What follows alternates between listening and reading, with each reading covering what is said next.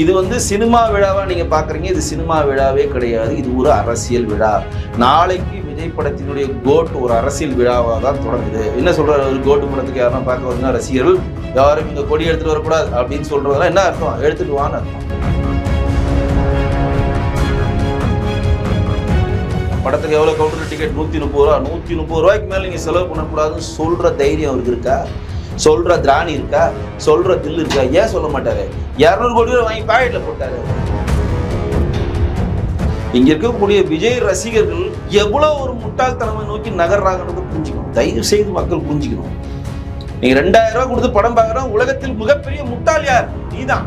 எனக்கு தெரிஞ்சு இன்றைய லெவல்ல கவுண்டர்ல எவ்வளோ டிக்கெட் விலை ஃபர்ஸ்ட் ஷோ வித்தாலும் வாங்குவதற்கு ஆட்கள் ரெடியாக இருக்கிறாங்க. நாளைக்கு 10 மணி இணையதளத்துல எத்தனை கிறுக்கணுங்க கத்துறானுங்க பாருங்க. கத்துவானுங்க. அவர் பொது வளத்துல வந்து இன்னைக்கு கொடுக்கணுங்க அறிக்கை. நான் சொல்றேன், இன்னைக்கு நைட் வரைக்கும் கொடுக்கணும். ஐஎன்டி தமிழ் நேயர்களுக்கு வணக்கம். இன்றைய நேர்காணலில் நம்முடன் இணைந்திருப்பவர் தயாரிப்பாளர் திரு வி கே வெங்கடேஷ் அவர்கள். வணக்கம் சார். வணக்கம் ஜி. சார், இப்போ தமிழ் சினிமாவை பொறுத்த வரைக்கும் முன்னணி நடிகர்களின் படமா இருந்தாலே டிக்கெட் வந்துட்டு எக்கச்சக்கமான ரேட்ல இருக்கு சார். 1000 கணக்கில் விட்டுட்டு இருக்கு சார். இது எப்படி பாக்குறீங்க? அரசு நடவடிக்கை எடுக்குமா எப்படிங்க சார்? அரசாங்கம் எப்போதுமே நடவடிக்கையே எடுக்காதுங்க. அரசாங்கம் கேட்டால் நாங்கள் கவுண்டரில் 200 ரூபாய்க்கு தான் விற்கிறோம். நாங்கள் கரெக்டாக ஜிஎஸ்டி பே பண்ணுறோம். 50% சென்ட்ரல் கவர்மெண்ட் வந்து ஸ்டேட் கவர்மெண்ட் போகுது. புக் மை ஆப்பில் தான் பண்ணுறாங்க. புக் மை ஷோ மூலம் தான் டிக்கெட்ஸ் அங்கே விளப்பறையும் ஆகும். எல்லாமே பேப்பராக கணக்காக சீப்பராக இருக்குது. அதனால் எந்த பிரச்சனையும் இல்லைன்ட்டு அழகாக கண்டுப்பாங்க அரசாங்கம். ஆனால் இன்றைக்கு நீங்கள் லீடிங் தேட்டர் எந்த தேட்டர் போனாலும் கவுண்டரில் மிக மிக மிக அதிகமாக போனால் 2000 வரை விற்கப்படுது. இதில் சில கிறுக்குங்க காலைல 10 மணிக்கு தான் படம் போடுறாங்கன்னு நைட்டாக பெங்களூரில் போய் படம் பார்க்க போயிடுறானுங்க. ஆந்திரா போகிறானுங்க பாதி பேர் கேரளா போகிறாங்க. ஏன்னா அந்த யூடியூப் இணையதளத்தின் மூலம் ரிவ்யூ போகணுன்ற ஒரே காரணத்துக்காக நம்ம சீக்கிரம் ஃபர்ஸ்ட் ரிவ்யூ போகணும்னு சொல்லி ஒரு குரூப் ஒரு மாநிலத்துக்கு கிளம்புது. இது ஒரு பக்கம், இது ஒரு சோக நிகழ்வு தான் அது சொன்னால். ஏன்னா இங்கேருந்து ஒரு ரிவ்யூக்காக இங்கேருந்து இருக்கிற வேலையை விட்டு ஒரு 450 கிலோமீட்டர் தள்ளி போய் நான் போய் ஷூட் பண்ண போகிறேன்றது அது வந்து என்ன சொல்கிறதுனே தெரியல. ஆனால் இதை ஏன் கட்டுப்படுத்த முடியல அரசாங்கத்தால்? இப்போ ஏற்கனவே வந்து 5 ஷோ போகிறத கட்டுப்படுத்திட்டாங்க. இப்போ சனி ஞாயிறு மட்டும் தான் 5 ஷோ பண்ண முடியும். அது வந்து கட்டுப்படுத்தணும் கிடையாது, கோர்ட் ஆர்டர். கோர்ட் வந்து ஸ்பெஷலாக நீங்கள் உங்களுக்கு மட்டும் கொடுக்குறீங்க, அவங்களுக்கு மட்டும் கொடுக்குறீங்கன்னு ஒரு பொதுநலம் மட்டும் போனோம்னா நீங்கள் எப்படி கொடுக்கலாம் அப்படின்றப்ப நாங்கள் வீக்கெண்டில் மட்டும் தான் சார் கொடுக்க போகிறோம்னு சொல்லி அரசாங்கமே சொல்லிடுச்சு. இன்றைக்கி நாளைக்கு கோர்ட் படம் ரிலீஸ் ஆக போது 10 மணிக்கு தான் ஷோ. 9 மணிக்கு 10 மணிக்கு தான் ஆரம்பிக்க போகிறாங்க. மினிமம் வந்து 4 ஷோ தான் போக போகிறாங்க. சாட்டர்டே சண்டே மட்டும் 5 ஷோக்கு பர்மிஷன் வரப்போ எனக்கு தெரிஞ்சு இன்றைய லெவலில் கவுண்டரில் எவ்வளோ டிக்கெட் விலை ஃபர்ஸ்ட் ஷோக்கு விற்றாலும் வாங்குவதற்கு ஆட்கள் ரெடியாக இருக்கிறாங்க. ஏன் ரெடியாக இருக்கிறாங்கன்னா அது 2 கேள்வி. ஒன்று வந்து விஜய் வந்து இப்போ தான் தமிழக வெற்றி கழகம்னு ஒரு கட்சியை ஆரம்பிச்சிருக்காரு.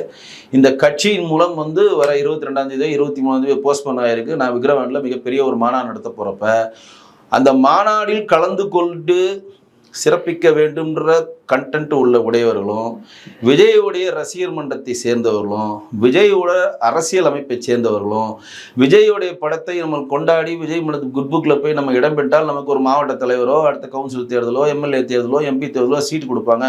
அப்போ அவங்களோட முழு நோக்கம் இருக்குன்னா விஜயோட மனதில் நாம் பட வேண்டும், அவங்க கண்ணில் நம்ம படணுன்றப்ப இந்த கோட்டு படத்தை மிகப்பெரிய லெவலில் கொண்டாடுறதுக்கு அவங்க ரசிகர்கள் தயாராகிட்டாங்க. நான் இப்போ எழுதி தரேன், நாளைக்கு தான் நடக்க போது, நீங்கள் பார்ப்பீங்க. இது நாள் வரையும் விஜய் படத்தில் வந்த கொண்டாட்டத்தை விட நாளைக்கு இந்த கொண்டாட்டம் அபிருதமாக இருக்கும். யாருமே நீங்கள் எக்ஸ்பெக்ட் பண்ணாமல் தப்பட்டன் வச்சு கலகலன்னு அன்னதானம் பண்ணுவாங்க, தப்பட்டை பண்ணுவாங்க, மக்களுக்கு என்னென்ன இதுவோ அந்த இது பண்ணுவாங்க. ஏன்னா இது வந்து சினிமா விழாவாக நீங்கள் பார்க்குறீங்க, இது சினிமா விழாவே கிடையாது. இது ஒரு அரசியல் விழா.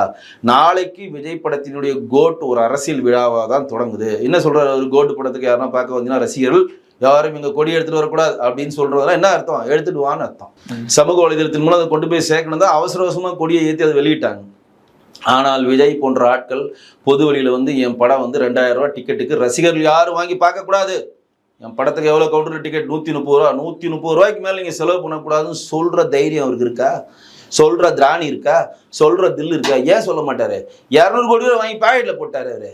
200 கோடி ரூபாய் வாங்கி பாக்கெட்ல போட்டால் எப்படி சொல்ல முடியும்? நீங்கள் வெறும் ஒரு 20 கோடி 10 கோடிக்கு ஒரு படத்தை நடிச்சு கொடுத்தீங்கன்னா நீங்கள் வந்து தைரியமாக சொல்லலாம், எப்போ அந்த படம் எங்கேயும் ஊரை விட்டு ஓடாது, பொறுமையாக ஓடும். ஒரு 50 நாள் 100 நாள் ஓட வைங்க, பொறுமையாக பாருங்கள். ஒரே நாளில் நீங்கள் பார்த்து வந்து எனக்கு உங்களோட ரிவ்யூ சொல்லி என்ன நீங்கள் புகழ் பண்ண அவசியம் இல்லை. அதனால் என்னுடைய பெரும்பாலான ரசிகர்களே, உங்களுக்கு நான் ஒரு கோரிக்கை வைக்கிறேன். நான் உங்களை வந்து தமிழக வெற்றி கழகத்தினுடைய தலைவர் திரு விஜய் பேசுகிறேன். என்னுடைய படம் ரிலீஸ் ஆகிறது தியேட்டரில் நிர்ணயிக்கப்பட்ட கட்டணத்தை விட 1 ரூபாய் அதிகமாக கொடுத்து நீங்கள் கோட் படத்தை பார்க்க கூடாது. அப்படின்ற ஒரு அறிக்கையை விஜய் சொன்னார்னா வரவேற்கலாம். அது எப்படி விஜய் சொல்லுவார்? அவரோட தனியாக பிரிச்சிருவார். அரசியல் வேறு, சினிமா வேறு. சினிமாவில் நாங்கள் 200 கோடி வாங்கிட்டோம். அப்போ தயாரிப்பாளருக்கு உடனே 2 நாளில் கலெக்ஷன் பண்ணோம். அப்போ ஒரு டிக்கெட் 2000 ரூபாய் விற்றா தான் கலெக்ஷன் ஆகும். அதனால் அதில் நான் தலையிட மாட்டேன். என் வேலை நடிப்பு முடிஞ்சு நான் கழண்டுப்பேன் அப்படின்ற நான் கதாநாயகனை தான் இங்கே இருக்கக்கூடிய திரையுலகத்தை சேர்ந்தவர்கள் எதிர்காலத்தில் எதுனா பண்ணுவாங்கன்னு சொல்லி நம்புகிறாங்க. இது வெகுஜன மக்களுக்கு எவ்வளோ பெரிய இது வெகுஜன மக்களுக்கு நான் சொல்ல மாட்டேன். இங்கே இருக்கக்கூடிய விஜய் ரசிகர்கள் எவ்வளோ ஒரு முட்டாள்தனமை நோக்கி நகர்றாங்கன்றதை புரிஞ்சுக்கணும். தயவு செய்து மக்கள் புரிஞ்சுக்கணும். நீங்க 2000 ரூபாய் கொடுத்து படம் பார்க்கறோம். உலகத்தில் மிகப்பெரிய முட்டாள் யார்? நீதான். இனி 2 நாள்ல அந்த படம் ஒண்ணுமே இல்லாம தெரிய போகுது. ஒண்ணுமே இல்லாம அந்த படம் 10 நாள்ல OTTல வெளியே வரப்போகுது. 20 நாள்ல டிவில வரப்போகுது. முதல் நாள் முதல் காட்சி பார்க்க வேண்டியதுக்காக நான் 2000 3000 கொடுப்பேன்னு நினைக்கிற அந்த முட்டாள்தனமான ரசிகர்கள் இருக்கிற வரையும் விஜய் போன்ற ஆட்கள்லாம் 200 கோடி ரூபாய் சம்பளம் வாங்குவாங்க. இதனால் வரையும் விஜய் வாங்கினது நம்ம மறுக்கல. ஏன்னா இதனால் வரையும் அவர் ஒரு நடிகராக பார்த்தோம். ஆனால் இன்றைக்கு ஒரு அரசியலுக்கு ரசிகர்களுடையது அவருடைய தொண்டர்கள் நல்லா இருக்கும் நினைக்கக்கூடிய இந்தியா தமிழ்நாட்டில் இருக்கக்கூடிய எல்லா மக்களும் சிறப்பாக வாழ வேண்டும் எண்ணத்தை உடைய ஒரு தலைவராக தான் அவர் நம்ம பார்க்குறோம். இப்போ நீங்கள் பழைய படத்தினுடைய விஜயும் கோட் படத்தினுடைய விஜய் நீங்கள் கம்பேர் பண்ண, பழைய படம் விஜய் ஒரு நடிகர். இன்னைக்கு கோட் படத்தில் வரக்கூடிய விஜய் வெற்றி கழகன்ற தமிழக வெற்றி கழகன்ற ஒரு கட்சியை ஆரம்பிச்ச ஒரு கட்சி தலைவர். ஒரு கட்சி தலைவருடைய பிரதான வேலை என்ன? தன் மக்கள் கஷ்டப்படக்கூடாது, தன் ரசிகர்கள் கஷ்டப்படக்கூடாது, தன் ரசிகர்கள் பணத்தை இழக்கக்கூடாது. அப்போ பொது வழியில் வாங்க, நீங்கள் எல்லாம் யாரும் டென்ஷன் ஆகாதீங்க. 120 ரூபா டிக்கெட்னா 120 ரூபா கொடுத்து பாருங்க. இன்னைக்கு எல்லா தேட்டர் ரிலீஸ் ஆகுதா இல்லையா? இன்னைக்கு அந்த படத்தை இன்னும் 20 நாள் எக்ஸ்ட்ரா ஓட விடுங்க. 3 நாள் ஓட விட்டு வீட்டுக்கு அனுப்புறதுல என்ன பிரயோஜனம் இருக்கு? விநாயகர் சக்தி வரையும் ஓட்ட போறீங்க.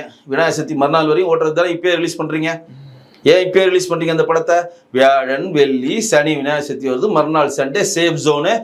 விநாயகர் சக்தி அன்னைக்கு எப்படியும் ஃபுல்லாகிடும், சண்டே ஃபுல்லாகிடும். 2 நாள் முடிஞ்சிச்சு. இன்னைக்கு ரசிகர்லாம் ஃபர்ஸ்ட் நாள் கிறுக்கணுங்க ஃபுல்லாக ஃபர்ஸ்ட் நாளே பார்த்துருவானுங்க. மறுநாள் வெள்ளிக்கிழமை இதோட ஓவர்ஃப்ளோ ஃபுல்லாகிடும். 4 நாள் ஃபுல்லாகிடும், படம் வசூலாகிடும், நம்ம தப்பிச்சிக்கலாம். ரஜினி படமே ரிலீஸ் பண்ணியா? ரஜினி என்னைக்குமே தீபாவளி படம் ரிலீஸ் பண்ண மாட்டார். அவர் படம் என்னைக்கு ரிலீஸ் ஆகுதோ அன்னைக்கு தான் தீபாவளி. அவர் படம் என்னைக்கு ரிலீஸ் ஆகுதோ அன்னைக்கு தான் தீபாவளி. அது தைரியம் இன்னைக்கு வரையும் விஜய் கிடையாது. அவரோட விஜய் படம் கடந்த கால படங்கள் எல்லாத்தையும் எடுங்க, ஃபெஸ்டிவல் டேட்டாக தான் நகர்வார். ஃபெஸ்டிவல் டேட்னா நகர்வார். ஏன்னா சேஃப் ஜோன் ஓடிடுச்சு. சங்கர் மாதிரி உலகத்தில் இருக்கக்கூடிய எல்லா டாப் டெக்னீஷியனும் உள்ளே கொண்டு வந்துட்டு சந்தோஷனை கொண்டு வருவார், PCC நம்ம கொண்டு வருவார், AR நம்ம கொண்டு வருவார், பாலகுமாரனை கொண்டு போவார், சுஜாதாவை கொண்டு போவார், லெனினை கொண்டு போவார்.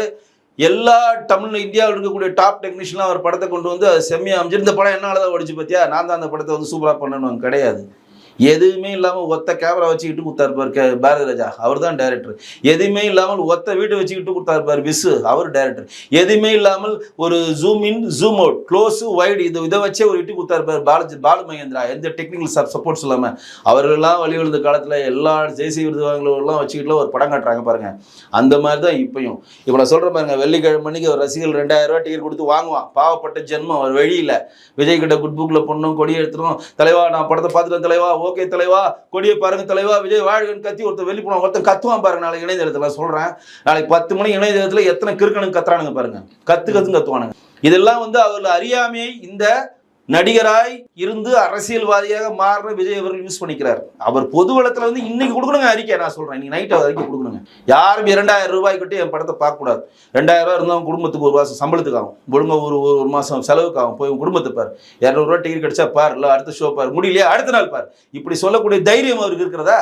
அப்படி இல்லாத வரையும் இந்த மாதிரி கிறுக்கு ரசிகர்களும் கிறுக்கு அனுதாபிகளும் அரசியல் ஏதாவது நம்ம சாதிக்கணுன்றதுக்காக பணத்தை செலவு காத்திருக்கின்ற பதவிக்காக ஆசைப்படுகிற அந்த கிறுக்கு தொண்டனும் இருக்க வரையும் 2000 இல்ல 10,000 கூட வாங்கி பார்ப்பானுங்க. தொடர்ந்து பேசுவோம். நேர்காணல் கொடுத்தமைக்கு நன்றி சார். நன்றி.